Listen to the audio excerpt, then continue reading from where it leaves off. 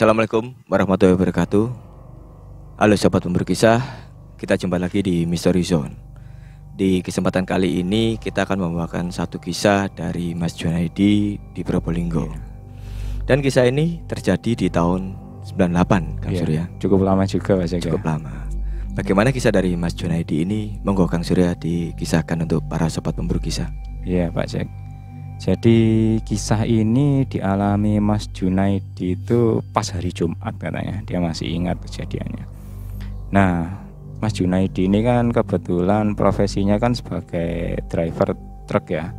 Jadi dia itu punya bos di kampung sebelah yang punya galangan truk mungkin ya, bagian nganter-nganter barang gitu.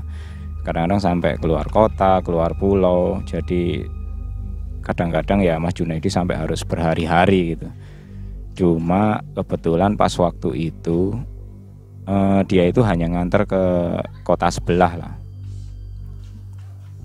Nah pada waktu itu juragannya bosnya Mas Junaidi ini kan beda kampung. Jadi kalau ada perlu gitu Mas Junaidi biasanya datang pakai sepeda angin itu, sepeda kayu itu ke kampung bosnya, terus nyiapkan loading material apa yang dibawa, barang-barang apa yang mau dikirim, itu harus disiapkan dulu, baru besoknya berangkat pakai truk yang dibawa oleh Mas Junaidi gitu. Kebetulan waktu itu memang Mas Junaidi ini pas hari Kamisnya itu sudah nyiapkan lah.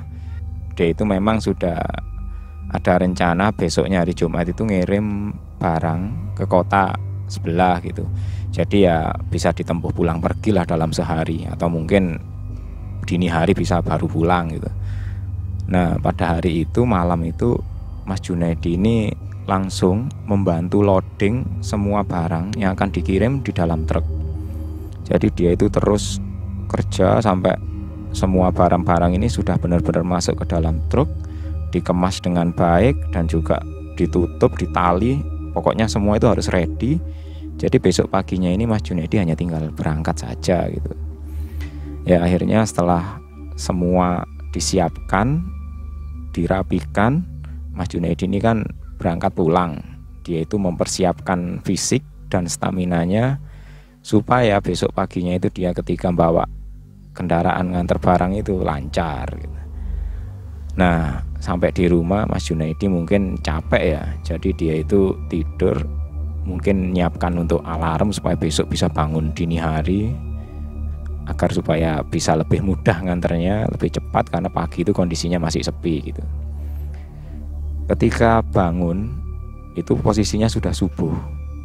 Ya Mas Junaidi mungkin persiapan untuk sholat subuh dan juga nyiapkan apa ya, kayak bekal-bekal yang perlu dibawa mungkin untuk 1 atau 2 hari lah nganterkan barang itu. Sampai akhirnya selesai semua, selesai subuh. Ya biasanya kalau di daerah itu kan kalau ada berita duka gitu Pak Cek, itu kan biasanya diumumkan pakai speakernya masjid atau speakernya surau gitu ya.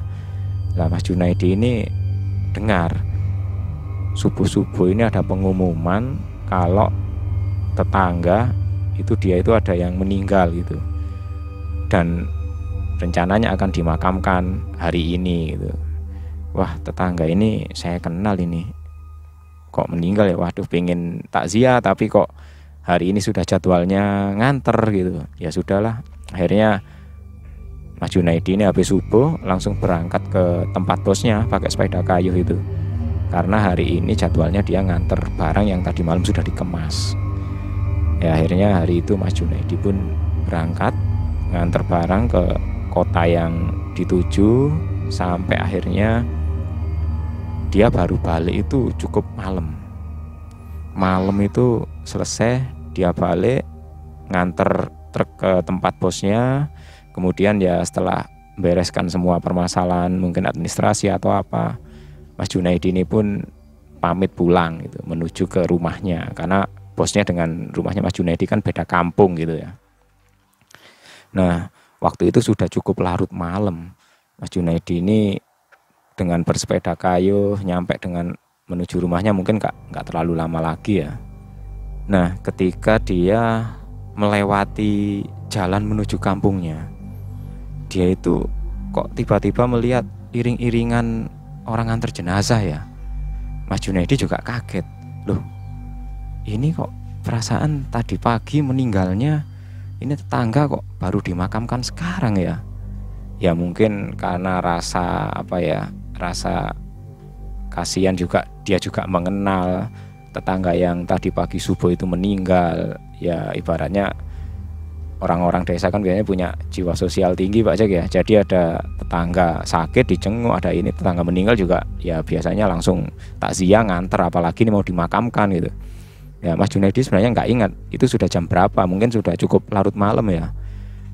Mungkin melihat iring-iringan jenazah itu dia juga merasa warga, sebagai warga juga tetangga kenal. Mas Junaidi juga segera naruh sepedanya, dia kemudian berlari untuk membantu iring-iringan jenazah itu mau ke pemakaman. Nah ketika sampai di sana ya, di rombongan itu Mas Junaidi melihat kok kayaknya nggak ada yang kenal ini ya, wajah-wajahnya ini wajah-wajah asing gitu. Tapi ya di kampung sini pemakamannya ya ini, yang dimakamkan di makam sini ya warga kampung sini. Dan kayaknya sih nggak ada orang lagi warga dari luar yang memakamkan. Kalau bukan orang yang meninggal tadi pagi ya mungkin barusan ada warga kampung sini lagi yang meninggal. Pemikirannya Mas Junaidi kan seperti itu. Jadi dia langsung nimbrung ke dalam rombongan, ikut iring-iringan jenazah itu sampai masuk ke pemakaman. Di pemakaman itu lubang kuburan sudah digali dan jenazah hendak diturunkan. Dan orang-orang itu kok kayaknya nyuruh Mas Junaidi, kamu turun bantu buat prosesi pemakaman gitu. Ya Mas Junaidi ya heran juga kok harus aku gitu ya. Akhirnya ya karena itu tadi jiwa sosial yang tinggi, Mas Junaidi segera turun, walaupun dia waktu itu sebenarnya capek ya, habis nganter barang mulai habis subuh sampai larut malam dia di jalan terus nganter barang. Ini juga sebenarnya mau pulang, pengen istirahat, tapi ya karena ada musibah tetangga ini ya dia mau nggak mau ikut turun tangan lah bantu. Dia turun ke dalam lubang makam itu. Sebenarnya dia sudah siap-siap nanti kalau mungkin bisa dibantu orang-orang lah, kok yang lain ini mana kok dia turun sendirian gitu. Dan tahu-tahu jenazah itu kok diturunkan gitu. Akhirnya dia dengan hati-hati membawa jenazah yang diturunkan dari atas itu pelan-pelan. Ini kok berat banget ini ya moga-moga aja nanti ini orang-orang ada yang bantuin lah gitu. Begitu dia nerima jenazah dari atas itu, dia ndongak ke atas itu tiba-tiba gelap banget dan suasana tahu-tahu sepi. Jadi Mas Junaidi ini sekarang posisinya di dalam lubang pemakaman, di dalam lubang kuburan sambil mondong jenazah seorang diri gitu. Sempat Mas Junaidi berpikir, loh ini kok berubah jadi seperti ini ada apaan ini. Dia hanya berkeliling. Sempat ada pemikiran mau berteriak minta tolong atau gimana, kok tiba-tiba itu ada semacam bau itu yang sangat luar biasa busuknya. Baunya itu busuk banget. Dan itu datangnya dari jenazah yang ya dalam tanda kutip pocong yang dia bawa, yang dia rangkul waktu itu.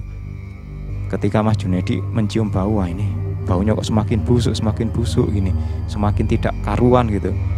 Mas Junaidi ini perlahan melihat sosok jenazah yang dibawanya itu, dan tahu-tahu wajah pocong itu seperti terbuka dengan kondisi yang menghitam dan keluar seperti lendir yang baunya yang sangat luar biasa dari wajahnya itu. Mas Junaidi benar-benar ketakutan. Dia berteriak minta tolong, suaranya hanya tercekat di tenggorokan, dan akhirnya dia pingsan di dalam lubang kuburan itu sampai nggak sadar. Hingga esok paginya itu ya Mas Junaidi itu diketemukan oleh salah satu warga itu berada di pemakaman itu kayak tertidur atau pingsan gitu. Ya akhirnya setelah itu semua selesai ya Mas Junaidi berkisah, tadi malam itu kejadian seperti ini. Mungkin Mas Junaidi ya kondisi datang terus lelah sehingga dia hilang konsentrasi, akhirnya ya diganggu oleh mungkin penunggu kuburan di sana itu Pak Jack ya, dikerjai lah Mas Junaidi. Jadi itu kisahnya Pak Jack. Ya serem Kang ya. Jadi pulang tengah malam ada rombongan pengantar jenazah, terus ikut di rombongan itu disuruh turun ke dalam makam, di sana harus apa ya? Bawa. Bawa satu pocong. Iya. Dan tiba-tiba semua sepi, gelap. Hanya Mas Junaidi dan pocong itu seorang diri di dalam lubang yang sempit seperti itu, Pak Jack. Ya kalau bayangkan sih Serem banget kan? serem banget. Kalau mungkin dibikin film horor pun banyak yang jantungan ini pasti. Terima kasih Mas Junaidi atas kontribusinya mengirim kisah ke kami. Dan untuk sobat pemburu kisah, terima kasih juga telah menyimak kisah hari ini. Jangan lupa untuk like, subscribe, serta tinggalkan komentar di bawah. Serta ikuti terus kisah-kisah kami selanjutnya. Assalamualaikum warahmatullahi wabarakatuh. Bye-bye.